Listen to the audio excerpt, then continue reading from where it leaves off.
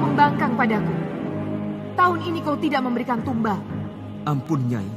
Sudah 4 orang saya persembahkan kepada Nyai. 2 orang pembantu. Dan 2 orang yang pinjam uang kepada saya. Sekarang, tidak ada lagi yang mau jadi pembantu di rumah saya. Juga tidak ada lagi yang pinjam uang kepada saya. Orang-orang takut mengalami nasib yang sama. Mati mendadak. Aku tidak mau tahu kau dapat orang dari mana. Pokoknya harus. Kalau kau tidak sanggup, aku akan ambil anakmu. Ampun, Nyai. Ampun, Nyai. Jangan ambil anak saya. Laknat!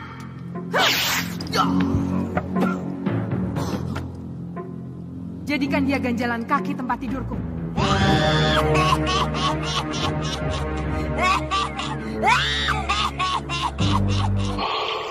Mempersembahkan Sandiwara Radio, Misteri dari Gunung Merapi. Dalam kisah Pengantin Lembah Hantu.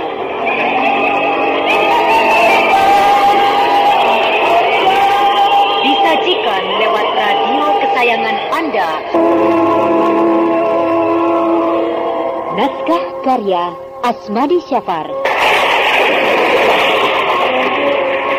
Dengan para pelaku, Ana Rusli sebagai Rosmina, Ade Kusmiati sebagai Suni, Bahar Mario sebagai Sembara, Ferry Fadli sebagai Basir, Iwan Sanjaya sebagai Badirul, Wit Hendra sebagai Mardian, dan pembawa cerita Neni Sumardi.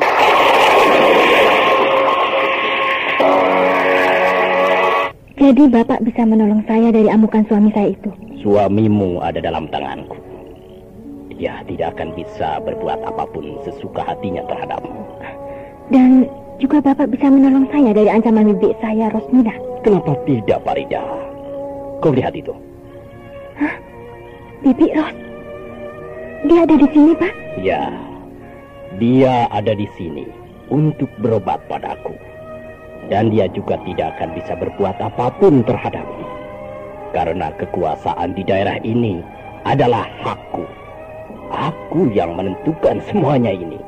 Termasuk Mardian dan Rosmina. Hebat betul Bapak kalau begitu. Boleh saya tahu nama Bapak? Nama saya singkat saja, Nona Manis. Saya Badirul. Kenapa Bapak memanggil saya Nona?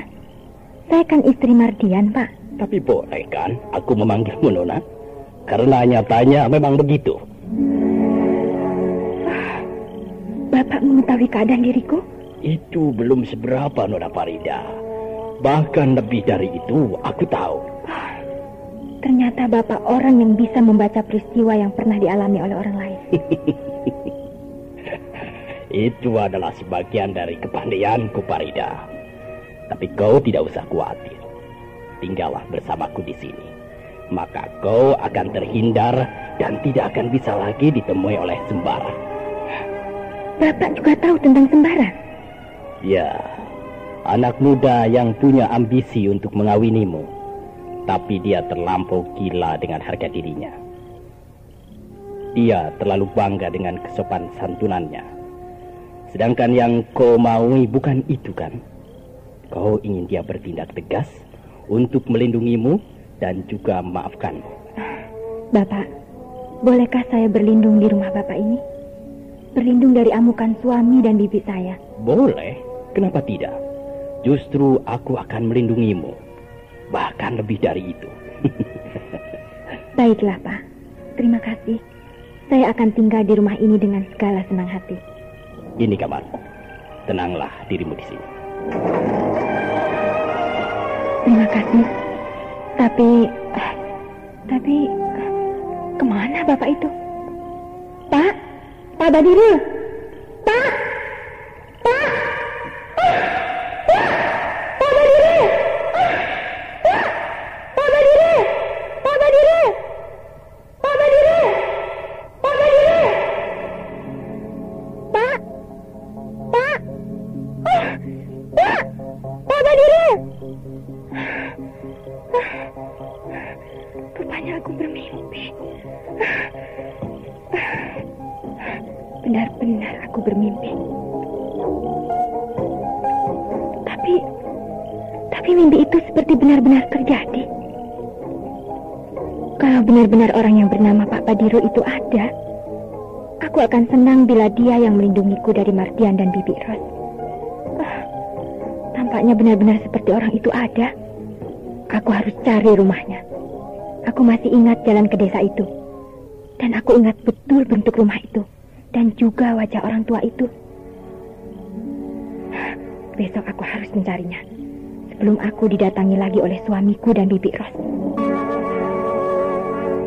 Farida? Farida? Kemana anak itu? Apakah kau tidak bilang padanya bahwa kau pergi denganku mencari bibinya? Aku memang tidak bilang apa-apa padanya. Atau dia pergi mencarimu ke rumahku? Tidak mungkin. Dia tidak biasa berbuat begitu. Atau apakah dia masih tidur di dalam? Masa sudah siang begini dia masih tidur? Ya, siapa tahu. Mari kita paksa saja membuka pintu itu. Hah?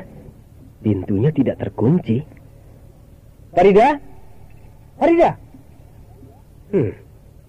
Di dalam kamarnya juga tidak ada. Kemana dia? Ida? Farida? Juga tidak ada, Man. Tidak ada, Bang. Farida! Raisman! Kau mencari anakmu? Iya, Bang. Barusan iya. Dia aku lihat keluar menuju ke arah utara dari sini 2 hari yang lalu.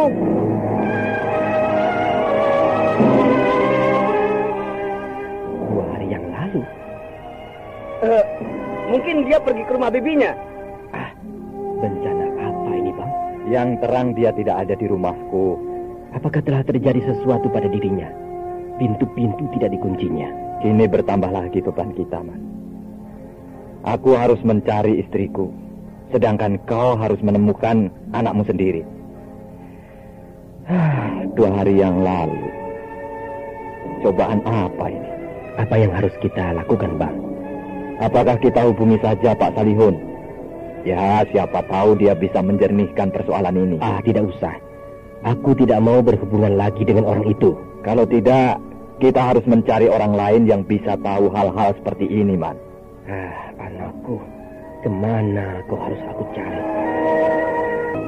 Sembara? Sembara? Itu si Basir. Tampaknya ada berita penting yang dibawanya.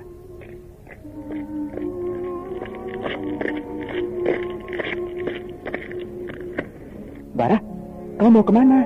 Aku mau pulang. Ini ada berita penting, Bara. Berita apa? Farida hilang dari rumahnya. Hilang?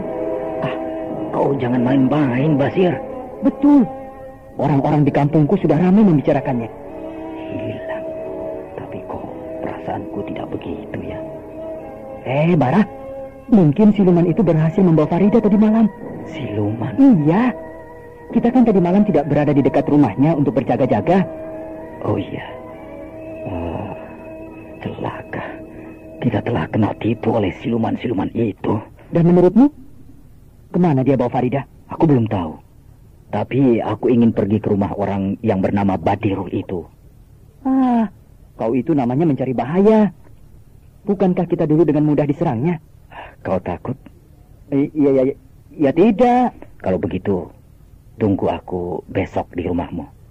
Kita sama-sama pergi ke sana. Besok? Ya. Kok besok? Kenapa tidak sekarang saja? Jangan.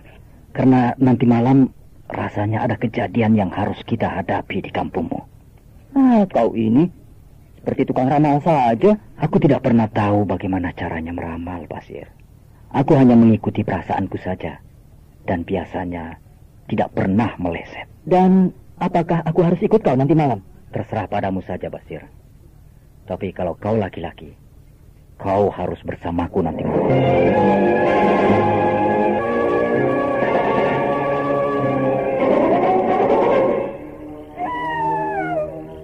Man, kau dengar anjing itu melolong? Ya, aku mendengarnya.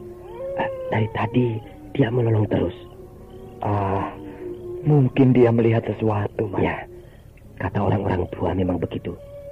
Tapi jangan dipikirkan terus. Yang penting kita ikuti petunjuk Dukun Keler. Iya. Katanya kita harus menunggu malam ini di beranda rumahmu ini. Dan apabila kita tabah menghadapi segala macam godaan yang akan datang pada kita, maka Kak Ros dan anakku kembali dengan selamat, bukan? Iya, begitu katanya. Nah, sekarang tenangkan hati abang. Jangan berpikir yang bukan-bukan.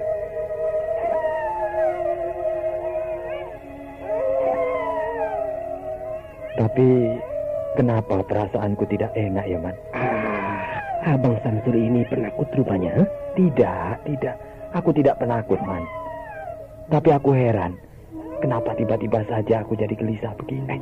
Bang, sudah dibakar kemenyannya? Oh iya, sampai lupa. Cepat bakar, Bang, sebelum hari tepat tengah malam. Iya. Memang aku yang harus membakarnya, kan? Ya, memang abang yang disuruh untuk membakarnya. Sudah tercium bau kemenyannya? Ya, sudah.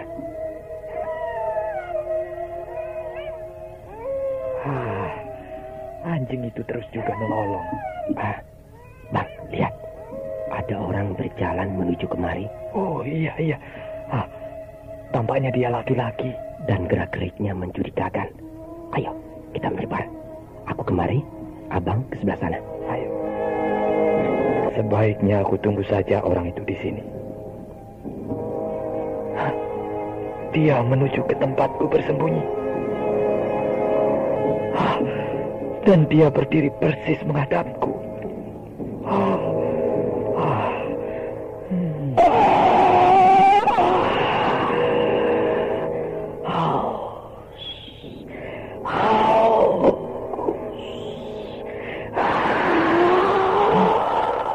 Dia mendekatiku. Dia Mardian. Iya, Mardian. Mau apa dia?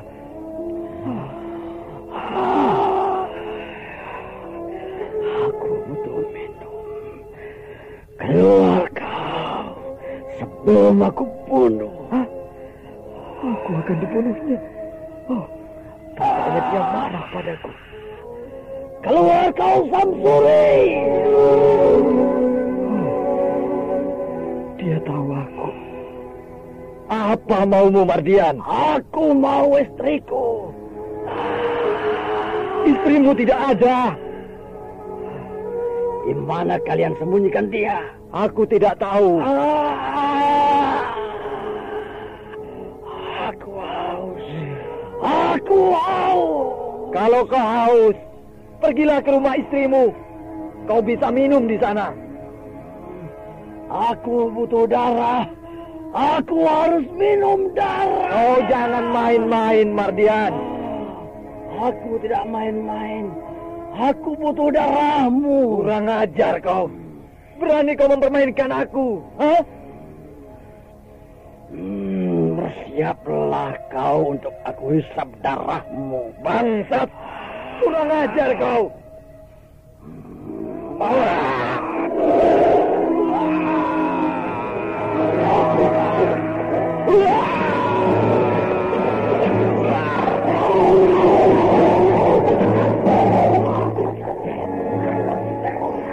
Bas, cepat Bas.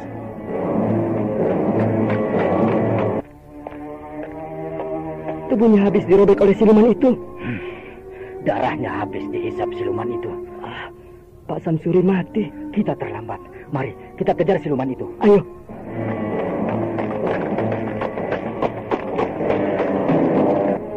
Bang Samsuri! Bang! Bang? Oh, kau mati. Badanmu habis dirobek-robek harimau. Betul nasibmu, Bang.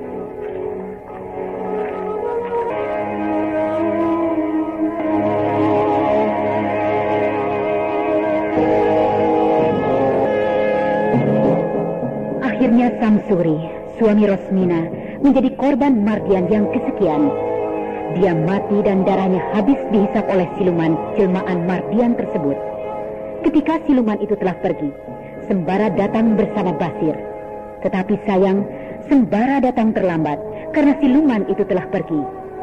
Dan memang firasat Sembara ternyata benar, bahwa malam itu akan terjadi sesuatu di kampung sahabatnya Basir. Kini lengkaplah sudah kekalutan Raisman. Kakaknya Rosmina belum juga kembali. Kemudian Farida pun hilang dari rumah itu. Dan yang terakhir, Samsuri mati dirobek oleh harimau siluman. Sehingga semua ini membuat Raisman menjadi bingung. Bagaimanakah cara menghadapi dan memecahkan persoalan ini? Memang persoalan semakin bertambah rumit. Namun dapatkah Farida dicari oleh ayahnya? Dan dapatkah Sembara menghadapi musuh barunya yang lebih hebat dari Salihun? Nah, saudara pendengar, demikian tadi telah kita ikuti serial Sandiwara Radio ini. Sampai jumpa esok hari pada waktu dan gelombang yang sama.